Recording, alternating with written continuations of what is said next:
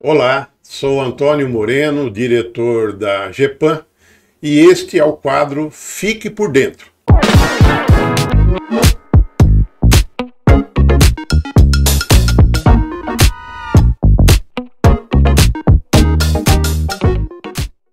Hoje nós vamos tratar do tema o planejamento da execução orçamentária e financeira.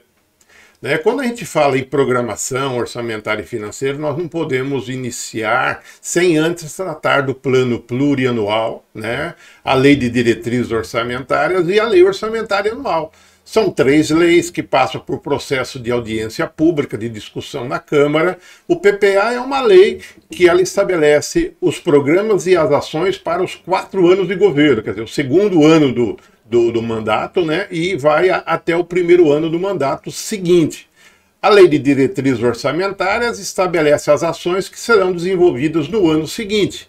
E a lei orçamentária, ela vem dar a classificação econômica, funcional, programática para aquelas ações de governo. Muito bem, dito isso, a gente começa a falar um pouco da lei de responsabilidade fiscal, que lá no artigo 1º diz que as nossas ações têm que ser planejadas, têm que ser transparentes, prevenir riscos e corrigir desvios, buscar o equilíbrio das contas públicas e o cumprimento das metas fiscais, correto?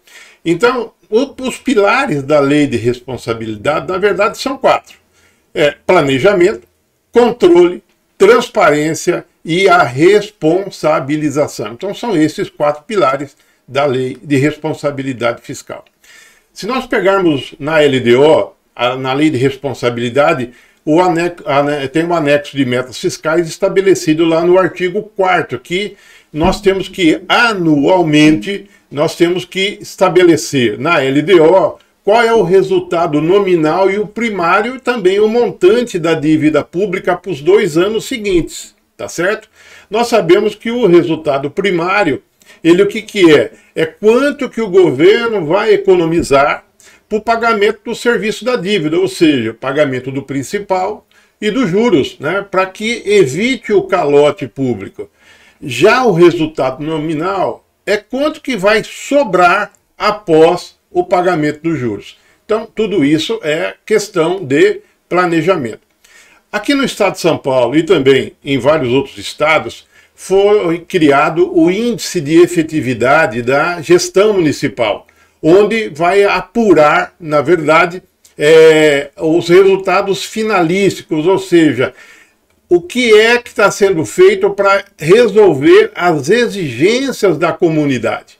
Então, o Tribunal de Contas trabalha hoje acompanhando as metas, os indicadores, fazendo uma avaliação do quê? Da eficiência, da eficácia e da efetividade. Então, na verdade, hoje nós temos que buscar a qualidade da gestão pública na execução orçamentária e financeira.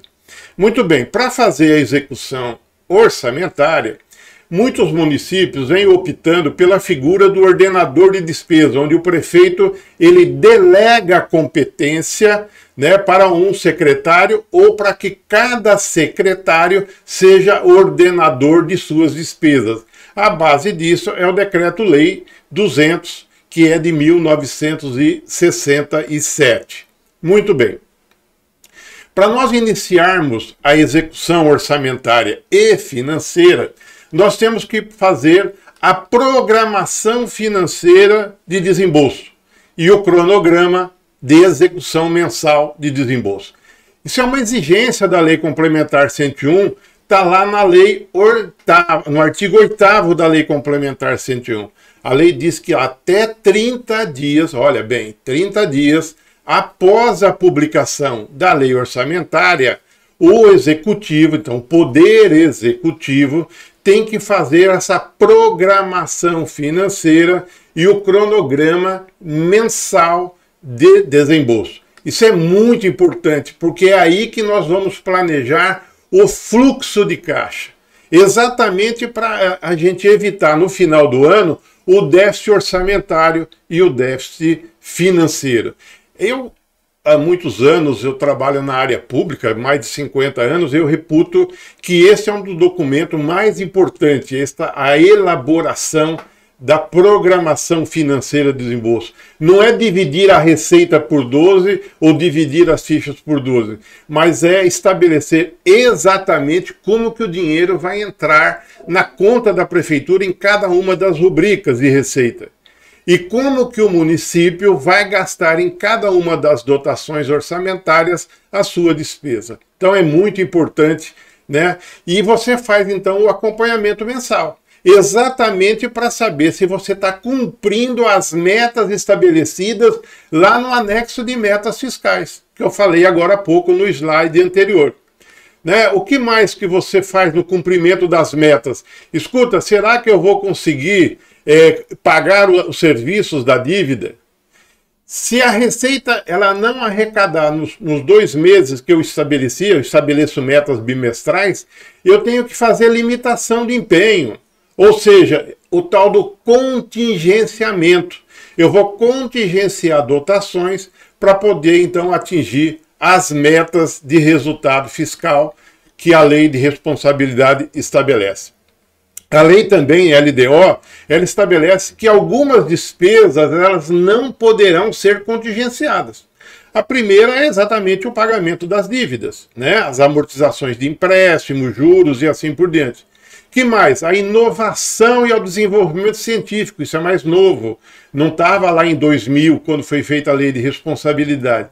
E também aquelas despesas que a LDO ressalva. Um exemplo, olha, nós não vamos contingenciar despesas da educação, da saúde, repasse ao terceiro setor, são exemplos, mas que pode estar estabelecido na LDO. Muito bem. Na programação financeira de desembolso, ela é um instrumento muito importante. Primeiro, você vai avaliando o comportamento da receita mês a mês.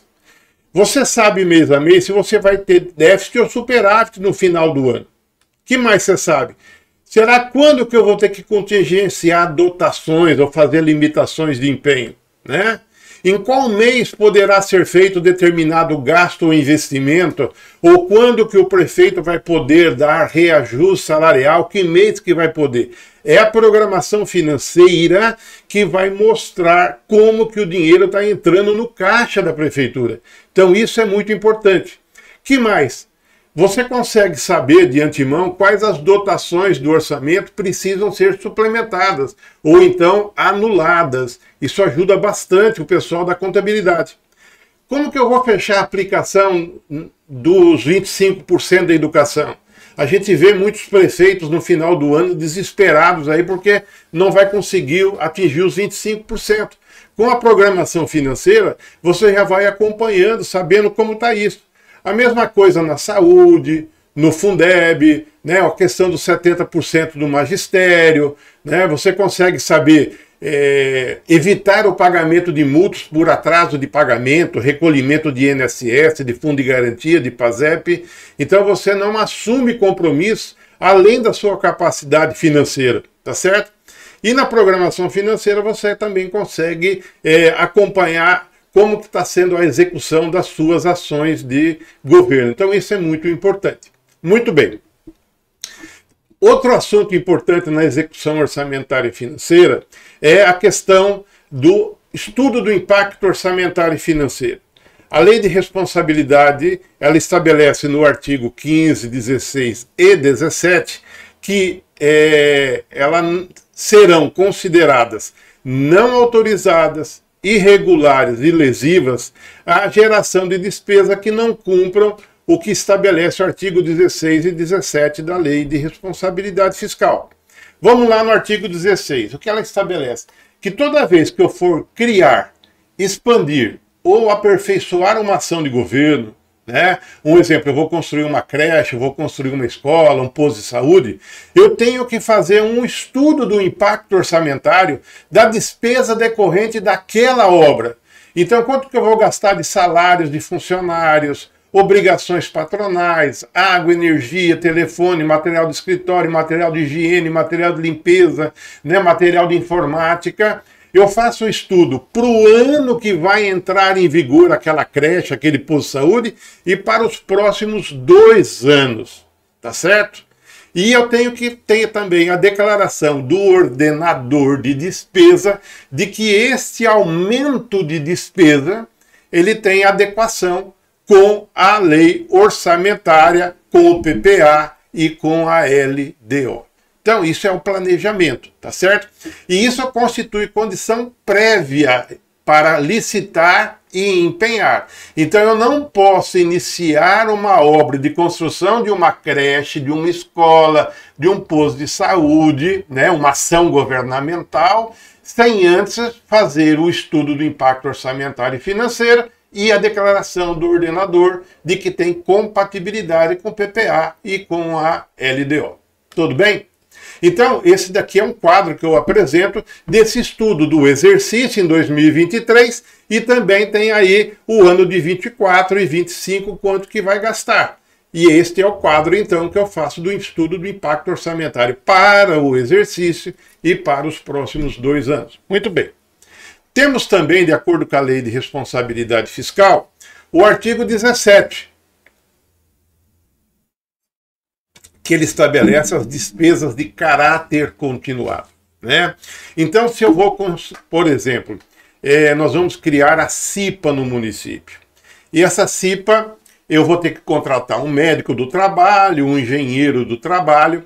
Portanto, o que a Lei de Responsabilidade estabelece como despesa de caráter continuado? Primeiro, é uma despesa derivada de uma lei. Portanto, a criação do cargo do médico, do engenheiro do trabalho, é uma lei municipal que criou esses 2 cargos, tá certo? Vai fixar para o ente uma obrigação superior, uma obrigação legal superior a 2 anos. Então eu tenho que fazer também o estudo do impacto orçamentário, de quanto vai custar. Eu tenho que demonstrar também a origem dos recursos, tá certo?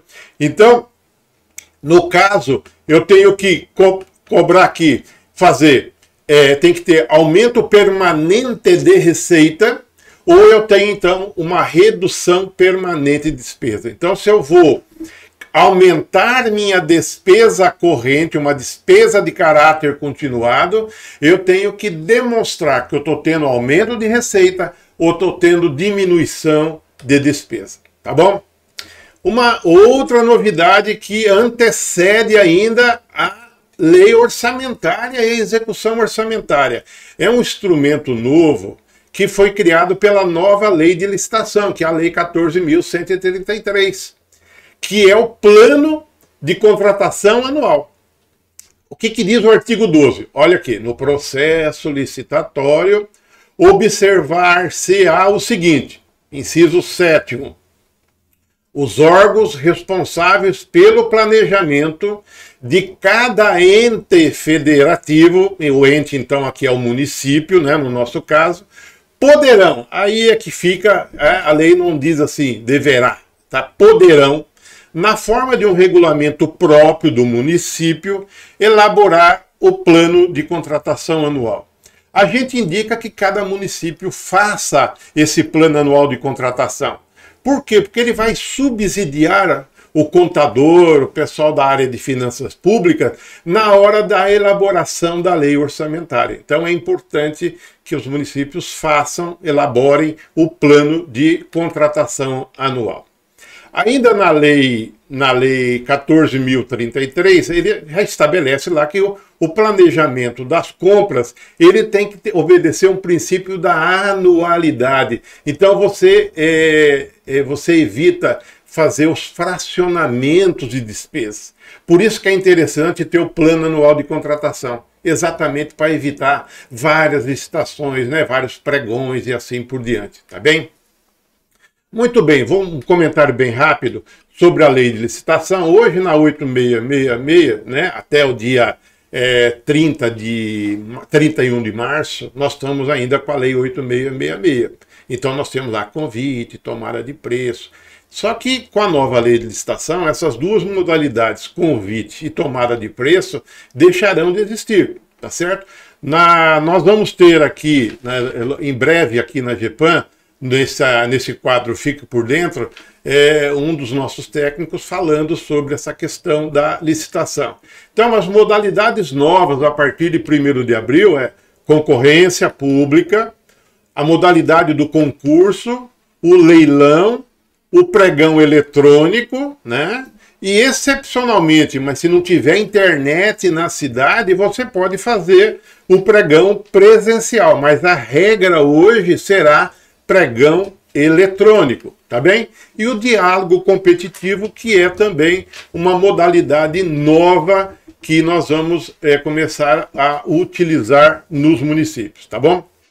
Bom, nós temos então agora quais são os estágios de um processo de uma despesa. Primeiro, nós temos a fixação, que é exatamente a lei orçamentária, onde ela fixa o valor máximo que nós vamos consumir em cada uma das rubricas do orçamento, né? Depois nós temos a segunda, que é a programação financeira de desembolso. Quando que eu vou poder gastar? Uma coisa é você ter a fixação da despesa, outra é quando que eu vou poder gastar, no mês de abril, no mês de maio, quando é que vai ser então eu vou executar aquela despesa. Depois você tem o processo de licitação, né, que vai escolher o menor preço. Depois nós temos então o contrato, onde a prefeitura estabelece as obrigações entre as partes. Passa então depois pelo processo de empenho, né, artigo lá 60 da Lei 4.320, correto? Depois vem a liquidação da despesa, que é quando a empresa entrega o serviço ou entrega o produto, e aí é atestado pelo gestor do contrato o recebimento, e ocorre então a última etapa, que é o pagamento da despesa. Bom, esse foi o nosso papo, então, que nós tivemos hoje, né, sobre essa questão da programação orçamentária e financeira, tá certo? Então, nós somos da GEPAM, e esse foi o programa nosso, né, o quadro nosso Fique por Dentro, tá? E semana que vem nós teremos um outro tema para discutir com vocês. Até lá!